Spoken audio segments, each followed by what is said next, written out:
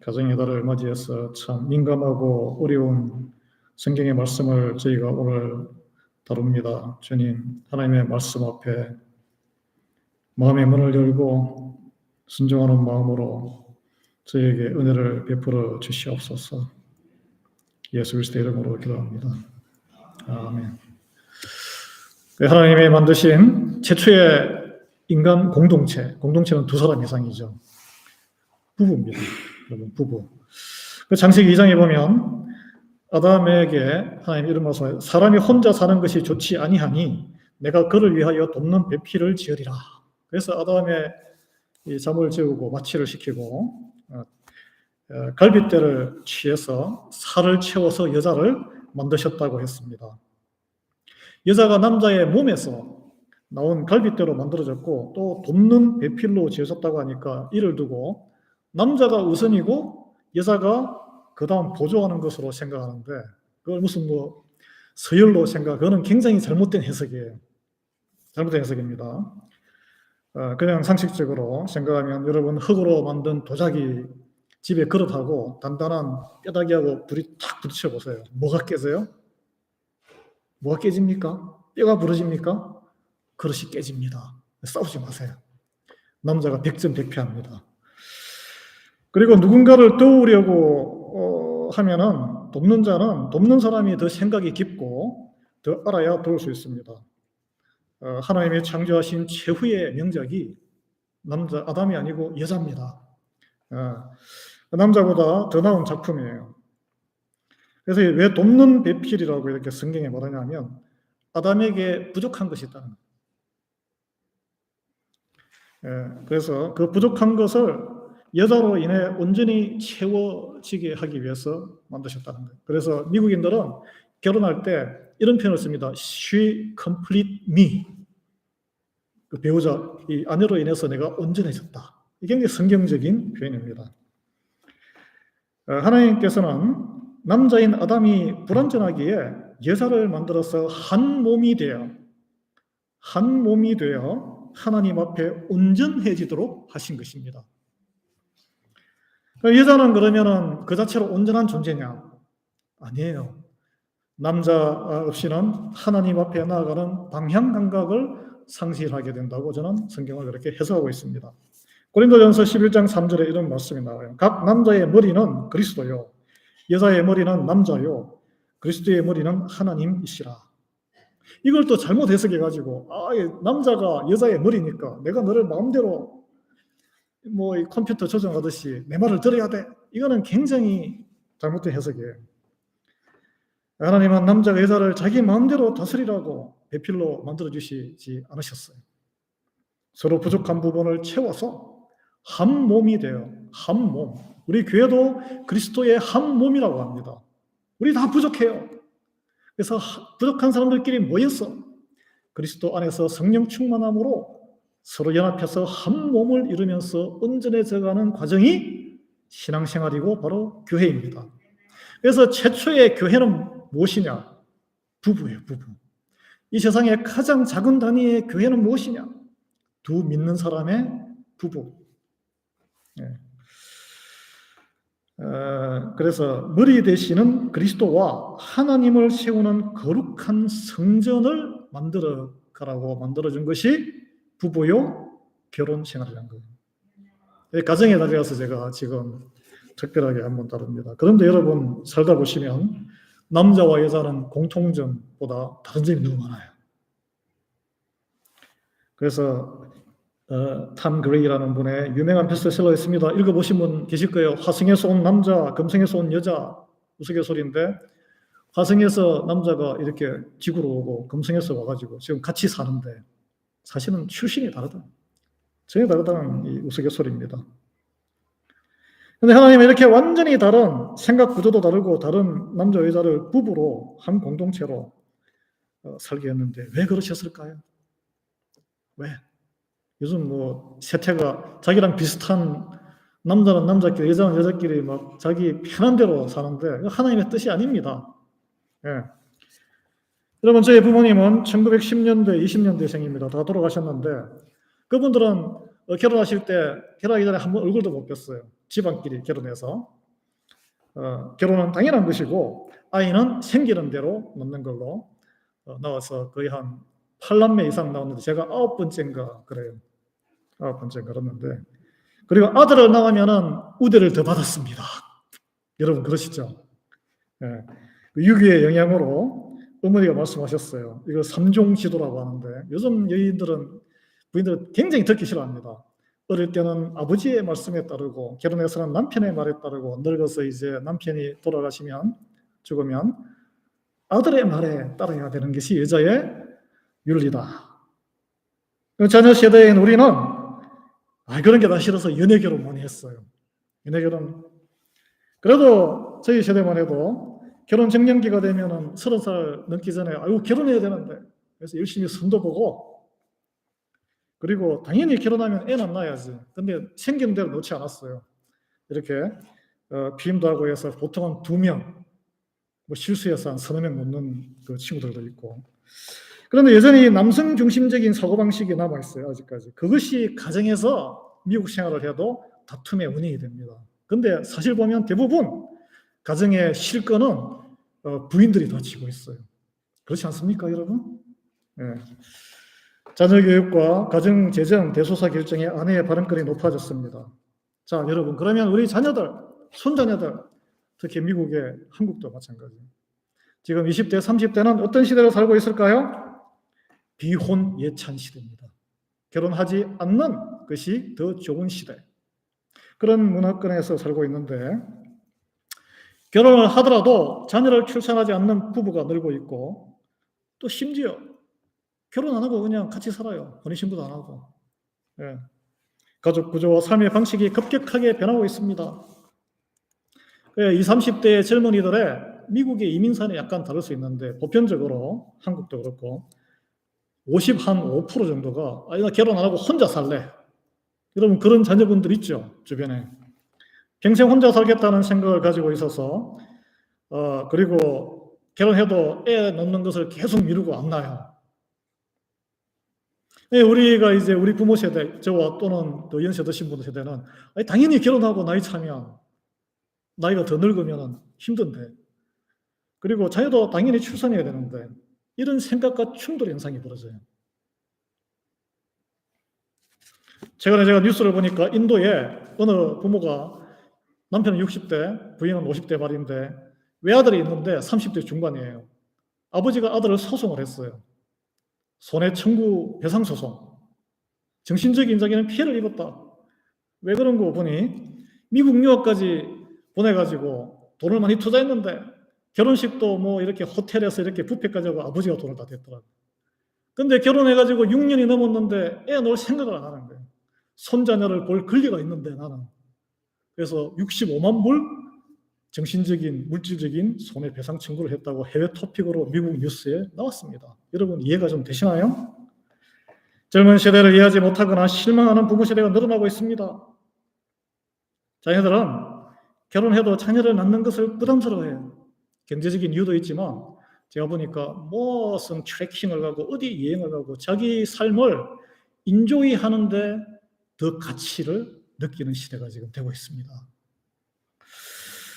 이제 우리는 하나님을 믿는 사람들로서 하나님은 어떤 삶을 기뻐하시는지, 성경에서는 결혼과 결혼 생활에 대해서 어떻게 말씀하고 있는지, 과연 우리가 생각하는 무조건 나이 차면 결혼해야 되고 자녀를 낳아야 되는 것이 그 하나님의 그 한 가지 옳은 길인지 거기에 대해서 한번 오늘 본문을 통해서 한번 같이 묵상하고 나눠보고자 합니다. 다음 주가 한국에서는 부부의 날이에요.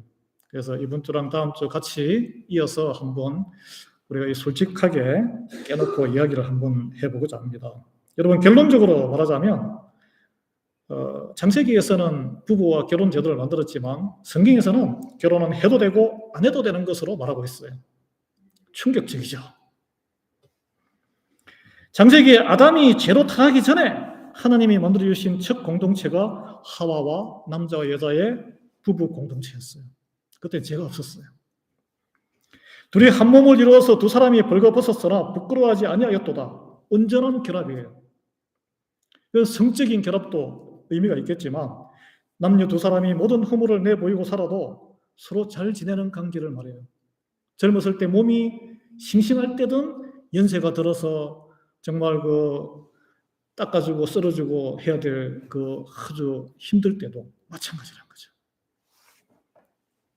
그러면은 자녀는 뭐냐? 자녀의 탄생은 아담과 하와가 선악과를 먹고 불순종의 원죄를 짓고 난 다음에 일어난 일입니다. 기록상으로는 그래요. 그 전에 자녀를 낳았는지 모르지만 성경의 기록에는 이 에덴에서 쫓겨난 다음에 자녀를 출산했어요. 창세기 1장에 보면 그렇지만 하나님이 모든 동식물 피조물을 생육하고 번성하라는 축복의 명령을 내리셨고 남자와 여자를 창조하시고 똑같은 명령으로 축복했습니다. 그렇지만 본격적인 자녀 출산 이야기는 원죄를 짓고 에덴 동산에서 쫓겨난 다음에 기록되는데 그것이 위로를 얻었다고 했지만 기쁨이 아니고 여자에게 주어진 고통이었어요. 고통이었습니다. 자녀 출산은. 이 부부의 사이가 공동체가 죄로 인해서 어떻게 망가졌느냐. 인간의 마음에 사탄이 유혹이 성공적으로 정착을 해서 아담과 하와가 이제 죄인이 된 다음에는 그때부터는 몸이 육신이 나의 생각과 마음을 움직이고 육신의 정욕에 사로잡히는 그래서 그것으로 인해서 관계가 망가지는 그 결과 자녀가 생겨서 자녀가 인생의 고통이 되는 그런 시대를 그때 이후로 지금까지 우리는 살고 있는 것입니다. 그래서 좋아서 결혼했는데 결혼하고 나서 인생이 더 많은 괴로움을 겪는 이유는 바로 거기 있는 거예요. 죄를 짓기 전에 남자는 여인에게 아담은 하와에게 뭐라고 이야기했어요? 내 뼈 중에 뼈요 살 중에 살이라. 기쁨과 성령이 충만하고 어쩌면 결혼해가지고 눈에 쌍꺼풀이 딱 있을 때는 그런 말을 하죠. 그렇지만 인생 가운데 부부 생활에 몇 %나 그런 생각을 하고 사십니까? 그리스도가 생명을 다해 교회를 세우고 지킨 것처럼 사랑했어요. 죄가 없을 때. 그리고 하와는 교회가 주님께 하는 것처럼 온 정성과 사랑을 다해서 아담 하와를 사모하고 돕는 배필로 남자의 부족함을 하나님 앞에서 온전하게 하는 이로 쓰임받았습니다. 그러나 죄로 인해서 남자의 여자의 관계는 변해버렸어요. 어떻게 변했습니까? 우리의 육신의 연약한 육신 이것 때문에 탐욕을 채울 수 있는 대상으로 전락했습니다. 겉으로 드러난 세상적으로 이야기하는 사랑이에요. 고린도전서의 오늘 본문은 그 가운데 무엇보다 이 고린도전서라는 것은 고린도 교회의 성도들에게 보내는 편지입니다. 그렇지만 그 상황이 그렇게 크게 오늘도 변하지 않았어요. 육신의 정욕의 문제를 안고 살아가고 있는 연세 드신 분들은 다 살았겠지만 그런 마음이 젊은 세대와 많은 우리 자녀 손자의 세대에 대한 성찰입니다. 당시 그 고린도라는 도시는 로마 제국의 중앙에 있는 그리스 남부에 있는 통상 중심 대도시였어요. 굉장히 성적으로 문란한 도시였습니다. 그래서 아주 고린도 사람 하면은 완전히 그냥 성적으로 타락한 사람이네 이런 표현이었어요. 이런 풍토가 교회 안에도 밀려 들어와서 결혼했음에도 불구하고 여러 문란한 관계로 인해서 몸살을 앓고 있었습니다. 그래서 오늘 이 질문이 처음에 너희의 질문에 대해서 이렇게 대답한다고 시작하잖아요. 교회 지도자들이 도대체 하나님 그리스도인으로서 결혼 생활 이 남녀 관계를 어떻게 해야 되는 겁니까? 왜 질문을 해온 거예요 이게? 이 바울이 이제 그때는 남성 위주의 서였기 때문에 남자 입장에서 이야기를 해요. 오늘 또 여자 입장, 남자, 여자 돌아가면서 같이 반복해서 이야기하는데 독신으로 살 수 있으면 그렇게 사는 것이 더 좋다는 것이 바울의 첫 번째 대답입니다. 충격적이에요. 그렇지 않습니까? 우리 모두 당연히 결혼해야 되고 자녀를 많이 낳아야 되고 그것이 하나님의 축복을 이루는 것이라 했는데 바울은 그렇게 대답하지 않았어요. 혼자 살 수 있으면 혼자 살아. 의외입니다. 하나님의 최초로 만든 공동체가 부부인데 바울은 독신으로 사는 것을 권장했어요. 왜 그럴까요? 하나님은 생육하고 번성해서 땅에 충만해서 피조물을 대리 통치하는 청지기로서 역할을 감당하도록 당신의 형상을 닮은 남자와 여자를 연합해서 거룩한 공동체로 살면서 자녀를 또 생산하고 같은 하나님의 그런 성품을 닮은 자녀로 잘 피조세계를 다스리도록 했는데 죄로 인해서 다 망가져버린 거예요. 망가져버렸어요. 그냥 남자 여자 보면은 육신의 정욕을 채우려고 그러고 자기 필요를 채우는 대상으로 만나서 서로 착취하는 관계가 되어버렸기 때문입니다. 그 결과 성경에 나옵니다. 결혼을 했더니 주님은 뒤로 그냥 하나님 나라는 관심도 없고 어떻게 자기 배우자에게 더 사랑을 받을까? 세상적으로. 거기에 몰두하는 삶을 사는 거예요. 그러다가 멸망의 길을 걸어가는 거예요, 그냥. 그래서 결혼해서 더 거룩해지고 기쁜 게 아니라 더 힘들어지고 더 세상적으로 타락해버리는 거예요. 이 바울에게 결혼이 선택 옵션이지만 오늘 여기 보면은 그런 말에 육신의 정욕을 제어할 수 없는 사람은 반드시 결혼을 통해서 해결해라. 결혼제도 바깥에서 음행을 저지르는 것을 피하라. 그게 죄이기 때문에. 나의 소욕을, 나의 욕심을 채우기 위해서 하나님의 이미지를 가진 다른 사람을 이 철학적으로 대상화시킨다는 거예요. 물건처럼 다룬다는 거예요. 여러분, 그렇지만 이 성적인 욕구 자체는 하나님이 인간에게 주신 것입니다. 그 자체를 나쁘다는 금욕주의에 빠지면 안 돼요. 하나님께서 결혼이라는 부부관계 규범 안에서 자유롭게 풀 수 있도록 보장하신 거예요. 그러니까 여러분, 그렇지만 오늘 여기 가운데는 이제 배우자와 헤어지신 분도 계신데 오해하지 마시고 들으셔야 돼요. 끝까지. 이 대부분의 이거는 이제 언론에 나오는 건데 이혼의 대부분은 성격 차이라고 합니다. 성격 차이. 근데 그 성격 차이의 진짜 원인은 결국은 경제적인 어려움 그리고 정말 그 상대방과의 그런 성적인 관계의 문제에서 서로 오해가 생기고 그러다가 불신이 쌓여서 파경에 이른다고 해요.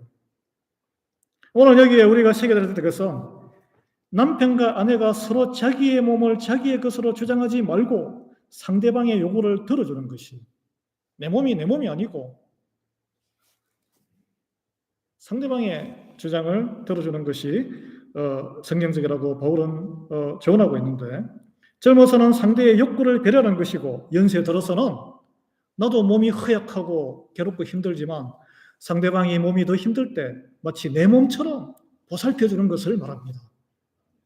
이 하나님 우리의 기독교 이 신앙은 몸의 신앙이에요. 몸으로 뭔가가 일어나지 않으면 변화가 일어나거나 봉사가 일어나지 않으면 그 믿음은 헛된 믿음이에요. 여러분 이게 어떻게 가능합니까? 아니 내 몸은 내 거지. 왜 내 몸까지 침범을 해? 내 몸 내 맘대로 쓰는데 뭐 만지면은 탁 치고 그냥 내가 주인이 아니고 하나님이 주인이라는 것을 인정할 때 가능해요. 그리고 부부로 맺어진 관계가 내가 좋아서 결혼했지만 하나님께서 이미 우리는 성도이기 때문에 우리 사이에 거룩한 계약으로 하나님이 주님이 함께 계시다는 것을 우리가 인정한다면 이 몸이 하나님이 성령이 살아계시는 성전이구나. 그 성도와 성도가 작은 한 교회를 이루고 있구나. 그렇게 생각을 할 수 있습니다. 그러지 아니하면 이 배우자는 내가 원하는 것을 채워주는 봉이라고 생각하고 끝없이 불만을 갖게 될 수밖에 없습니다. 또는 무관심해지는 거죠. 부부라는 작은 교회다. 하나님 나라를 이뤄갈 동력자다 생각하면 배우자가 내 소유물이 아니고 내 스트레스를 풀어줄 수 있는 대상으로 휘저을 대상이 아니라는 것을 깨달아야 되는 거죠. 예. 그래서 하나님께서는 특히 왜 그런 남자와 남자가 비슷한 사람끼리 친구끼리 살게 하지 왜 여자와 살게 하느냐. 물론 뭐 생식적으로 해서 자녀 분상 그런 것도 있지만 전혀 다른 구조도 다르고 생각도 다른 이 결혼 제도를 만든 것은 오직 그리스도의 사랑으로 인내함이 없으면은 관계를 지속할 수 없는 그런 공동체를 밀착해서 체험시키기 위해서 그런 거예요. 오늘 또 이게 본문에 보면 신앙생활을 핑계로 부부 생활을 피하고 회피해야 될 때가 나온다 그럽니다. 그러면 이게 이제 무슨 말이냐 하면 그런 경향이 있어요. 이렇게 뭐 부부 관계가 스트레스 받고 하면은 교회로 피난 가는 경우도 있잖아요.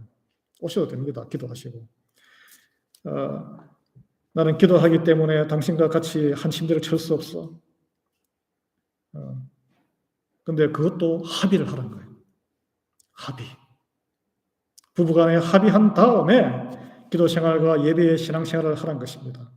부부간에 합의를 둔 화평이 우선이란 거예요. 이건 다른 거기 예수님께서도 하신 말씀, 형제와 그리고 교우끼리, 우리 식으로 하면 교우끼리 이렇게 기분이 상해 있는데 와서 흥건드리고 예배하지 말고 안 받을 테니까 가서 화해하고 와라. 그 말하고 똑같습니다. 네. 왜냐하면 작은 불신의 틈이 생기면 사탄이 그것을 쫙 들어가서 틈타는 기회를 준다는 것입니다. 네. 그래서 5절에 보면은 분방하지 말라 그랬는데 방을 따로, 연세가 드시면은 방을 따로 주무시거나 침대를 따로 쓰시잖아요. 이 말 그대로 뜻이 아니고 이것은 서로 내 인생 내가 살아, 같은 한 집에 살아도 식사도 따로 하고, 여기 그런 분 안 계시겠지만 그런 걸 한국용어로 졸혼이래요. 졸혼? 따로 자기 인생을 사는 거예요. 이게 왜 위험하냐면 다른 관심을 갖고 다른 유혹에 그냥 방치하게 된다는 거예요. 이거는 공동체 연합이 끝나는 것을 이야기합니다. 하나님께서 가장 아파하는 것이 그리스도의 몸이 찢어지는 것을 가장 아파해요. 그리고 다시 한번 7절에 바울은 자기와 같이 지낼 것을 권면해요. 이것은 뭐냐면 독신으로 살 수 있는 사람은 홀로 살아라. 주님을 모시며 신앙생활 하면서 홀로 살아도 된다. 성도들과 함께 지내며 신앙생활. 이건 자기 절제가 가능한 사람, 육신의 정욕에 죄를 짓지 않을 능력이 있는 사람, 그것을 하나님의 은사라고 했습니다. 근데 사람마다 하나님의 은사가 다르다고 그랬어요. 그런 사람이 있고 또는 육신의 정욕에 이런 게 죄에 쉽게 노출되는 약한 사람이 있어요. 그런 사람은 결혼하고 배우자를 가지라는 거예요. 예, 바울의 권면, 이거는 명령이 아니고 자기의 권면이라고 했습니다. 나는 모든 사람이 나와 같기를 원하노라. 그러나 각각 하나님께 받은 자기의 은사가 있으니 이 사람은 이러하고 저 사람은 저러하니라. 그래서 그걸 두고 이것이 옳으니 저것이 옳으니라고 분란을 일으키지 말라는 거예요. 그 포인트가 뭡니까? 겉에 보이는 결혼 생활의 모습이 아니고 그 사람이 하나님의 자녀로 믿음 안에서 살아가고자 하느냐 마느냐, 이것이 포인트라는 거예요. 그 증거가 결혼 생활을 잘하느냐 못하느냐가 아니란 거예요. 결혼은 성경적으로 우리가 부모 세대에 교육받은 것처럼 자녀를 생산해서 대를 이을 것이냐 아니냐가 요점이 아니에요. 나의 로망이나 감정적인 사랑을 만족시키기 위해서도 아닙니다. 그리고 미국에서 불안한 신분 문제를 해결하거나 또는 가난한 집안을 일으키거나 경제적인 안정을 위한 선택도 당연히 아니죠. 그런 것 때문에 부차적인 문제가 될 수 있겠지만 본질적으로 홀로 지내다가 신앙에서 실족해서 믿음의 실족해서 죄를 지을 수밖에 없는, 우리가 육신을 안고 있는 이 가운데 육신의 정욕에 사탄의 죄에 빠지는 것을 막기 위해서 하나님이 만든 장치란 거예요. 그것을 통해서 덩달아서 서로 다른 사람들끼리 섬기고 인내하면서 그리스도의 한 몸을 만들어가는 교회를 이루는 것을 평생 훈련하는 거예요. 그래서 이제 결혼하지 않은 사람 또는 과부가 되거나 호라비가 되어서 또는 어떤 이유든지 이미 헤어져서 싱글이 된 사람, 홀로 사는 사람들은 어떻게 할 것이냐. 가능하면 혼자 사는 게 좋다 그랬어요. 가능하면 혼자 사는 게 오늘 바울의 뜻입니다. 정욕을 절제할 수 없다면, 외로움이나 여러 유혹을 절제할 수 없다면 다시 재혼하는 것이 좋습니다.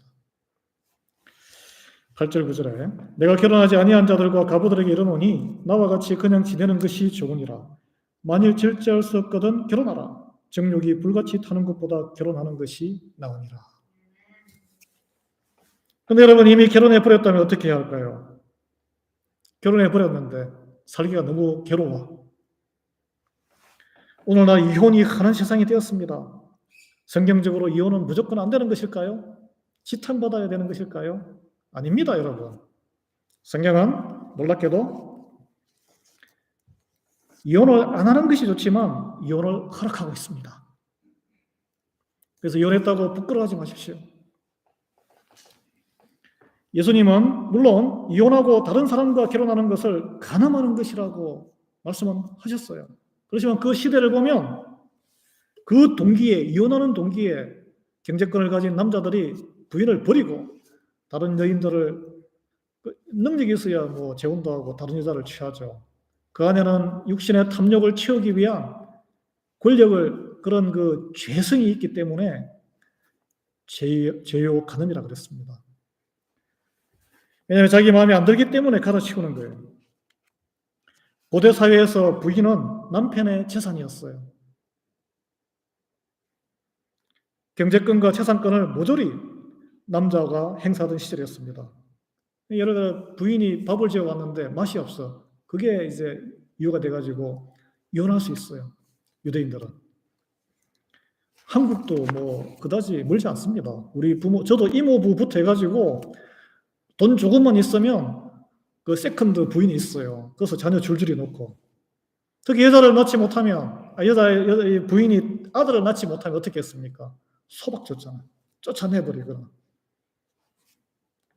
그런 시대를 우리는 불과 몇십 년 전만 해도 경험을 했습니다. 근데 바울이 살았던 시절에 2000년 전에 어떤 사회였겠습니까? 이런 시절에 바울은 이미 결혼했으면은 여자는 남편에게 갈라서지 말고 남편도 아내를 버리지 말라고 했는데, 이거는 어떤 상황에 관계없이 부부관계를 깨뜨리지 않도록 애쓰고 노력하는 것이 성경적인 원리라는 것입니다. 그렇지만 이혼을 허락하지 않은 건 아니에요. 물론 우리가 자녀들이, 이제 손자들이 결혼할 텐데, 결혼하게 되면 하나님을 믿는 믿음 안에서 만나서 결혼하는 것이 가장 좋습니다. 보통 자녀들과 손자들이 세상적인 매력, 조건을 보고 믿지 않는 이들과 결혼해서 아주 힘들게 살아요. 신앙을 타협해서 떠나거나 아니면 어렵게 지켜가는데, 왜냐하면 인생관의 가치관이 완전히 다릅니다. 생활 문화와 습관이 다릅니다. 그리고 특히 주일날, 에브리 선데이, 주일날 예배를 가니 안 가니 가지고 티격태격 다툽니다. 그리고 자녀 교육 문제에 서로 다른 가치관으로 충돌하는 경우가 많이 생깁니다. 사도 바울은 고린도후서 6장 14절에 이렇게 말씀하고 있어요. 너희는 믿지 않는 자와 멍에를 함께 매지 말라. 그 이유에 대해서 이어서 16절까지 의와 불법이 어찌 함께하며 빛과 어둠이 어찌 사귀며 그리스도와 벨리알이 어찌 조화되며 믿는 자와 믿지 않는 자가 어찌 상관하며 하나님의 성전과 우상이 어찌 일치가 되리요. 우리는 살아계신 하나님의 성전이라.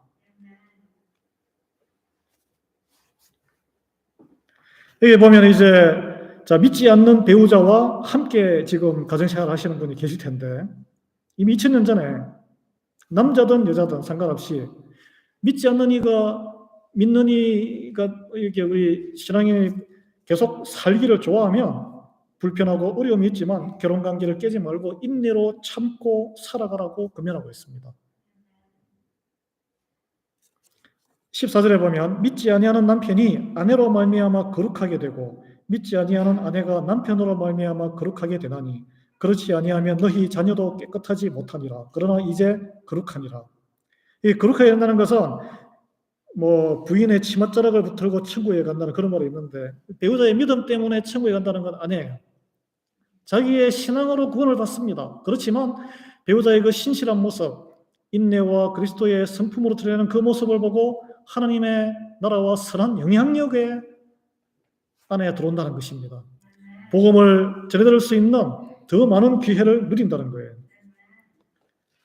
그리고 불신자 배우가 이혼을 원하지 않을 경우에 어려운 가운데서도 결혼 생활을 하면은 자기 선택을 책임지는 성숙한 모습이기도 합니다.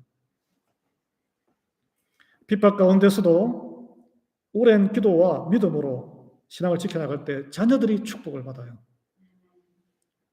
그 어머니든 아버지든 그런 신실한 모습을 보고 자녀들이 하나님을 알게 되고 축복받고 또 나중에 하나님의 구원의 은혜가 임하게 돼서 어느 시점에 배우자에게 하나님의 구원의 그 믿음이 들어가게 됩니다. 그럼 우리가 보지 않습니까? 그래서 우리가 할 것은 그런 경우에는 인내하니 쉽지 않아요. 옆에서 격려해 주시고 인내할 수 있도록 도와주셔야 합니다. 기도로.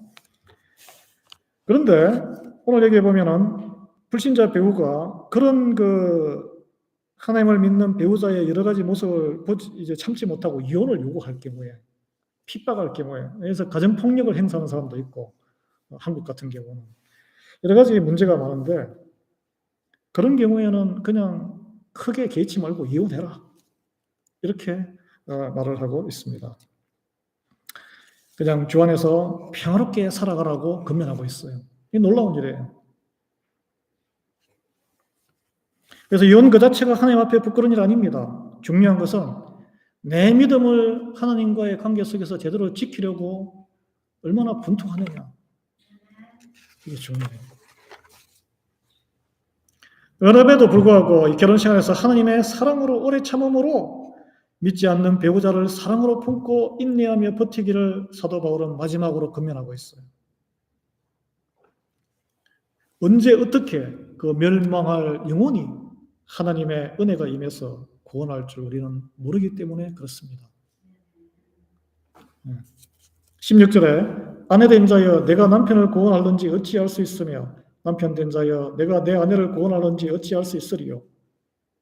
그럼 실제로 오랜 세월 동안 결혼생활 인내와 기도로 하나님께 간구하면서 그리스도의 사랑으로 섬긴 결과 자녀들이 다 축복받고 그리고 배우자도 주님을 영접하고 그 형제 자매들까지 온 집안이 구원의 축복에 가문에 또 여러 가지 그런 병이나 저주가 끊어진 수많은 사례가 한국과 미국 그리고 우리 교회에도 있습니다. 여러분 가운데 아직 배우자가 하나님 믿지 않는 이가 있다면 여러분은 가장 험한 선교지에 파송된 선교사입니다. 그 사명으로 살아가시기를 바랍니다. 모든 이들이 기도하고 있어요. 하나님이 가장 기뻐하시는 인생이 영혼 구원을 위해서 인생을 드리는 선교사의 삶이에요. 영광스럽게 그 길을 완주하시기를 축원합니다. 이제 불신자로 만나서 이제 부부가 모두 하나님을 믿게 된 축복을 받은 부부. 오늘 사도 바울의 말처럼 서로 이제 연세 들어서 결혼해서 따로따로 내 방식대로 살지 마시고 서로의 몸을 주장하지 마시고 서로 약한 부분 격려하시고 사랑으로 섬기는 부부가 되기를 축원합니다. 그래서 다 드러내도 허물을 덮어주고 가려줘서 자녀와 손자녀들 보기에 우리 부모님, 우리 할아버지 할머니 정말 그리스도의 한 몸을 이루는 완벽한 교회구나. 나도 저렇게 살아야지. 그러면 결혼하고 싶은 생각이 확 드는 거예요. 자, 어떤 이유에서든지 홀로 사시는 분, 여러분 죄책감 갖지 마시고 이게 모든 시점은 지금 상태에서 어떻게 주님과 함께 믿음으로 살아갈 것이냐, 그게 포커스예요. 주님을 남편 삼아서 또는 배우자 삼아서 거룩에 힘쓰시기를 축원드립니다. 도저히 못 참으시면 재혼하셔야 돼요. 믿음의 사랑과 다시 사시기를 바랍니다. 같이 기도하겠습니다.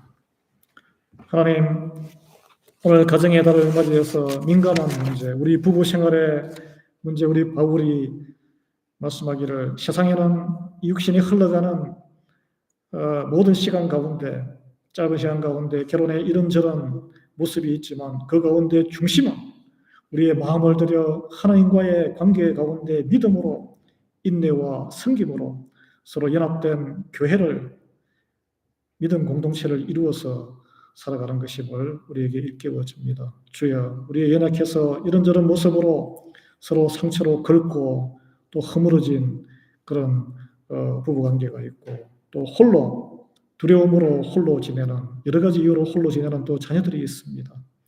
주여, 어떤 인생이 하나님 기뻐하시는 인생인지 포커스를 맞추는 인생 되게 은혜를 베풀어 주시옵소서. 모든 우리 가정에 우리 부부간에 서로 사랑하고 그리스도의 그 십자가의 사랑을 본받아 서로 배우자를 존귀하게 여기는 그런 성도들에게 은혜 베풀어 주시기를 간구하오며, 그리고 홀로 살아가는 모든 우리 성도들에게도 주님을 배우자로 삼아 주님 강건하게 인생을 살아갈 수 있도록 은혜 베풀어 주시옵소서. 예수 그리스도 이름으로 기도합니다. 아멘. 우리 찬송 400